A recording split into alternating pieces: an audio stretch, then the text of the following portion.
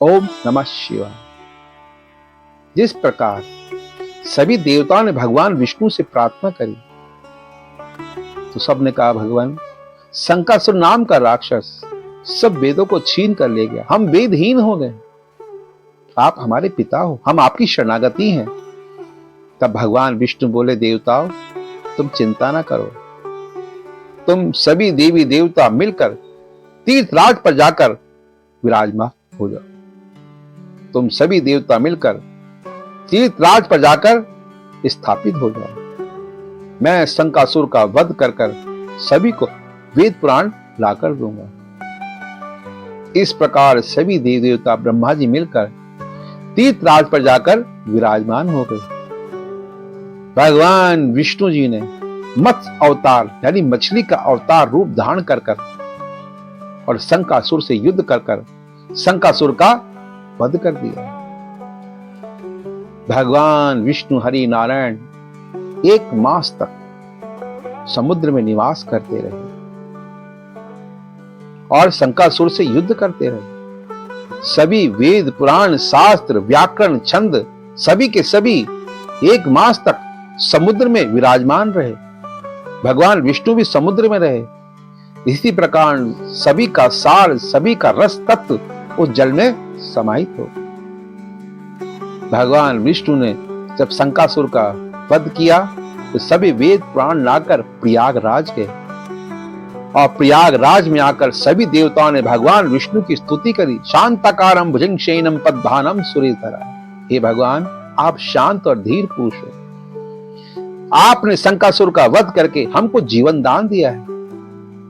भगवान श्री हरि नारायण ने सभी को वेद दिए, पुराण दिए और जिस जिस देवता ने ऋषि मुनि ने वेद दिए उन्हीं के नाम से वेद विख्यात हो गए। ब्रह्मा जी बड़े हर्षित हुए, सबने भगवान विष्णु की स्तुति करी।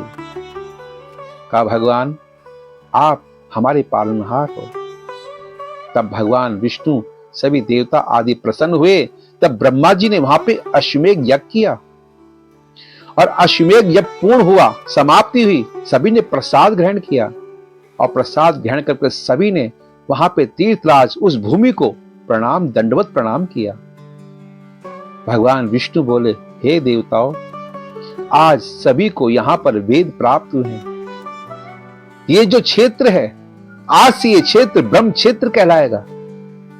1 मास तक सभी वेद पुराण स्वयं मैं भी जल में था, इसलिए आज के बाद यानी कार्तिक मास या माघ मास के अंदर सभी जल में जो स्नान करेगा उसको जल तत्व ब्रह्मवेद के स्नान का तुल्य माना जाएगा, अमृत तुल्य माना जाएगा।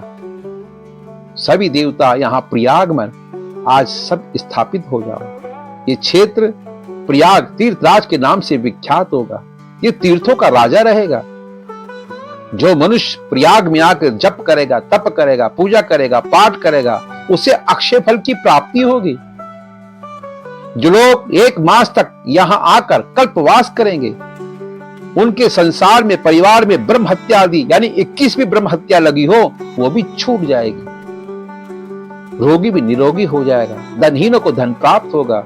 ये क्षेत्र पावन और शुद्ध रहेगा। मात्र यहाँ के दर्शन करने से जीव संसार से मुक्त और शिवलोक और वैकुंठ लोक का वासी होगा।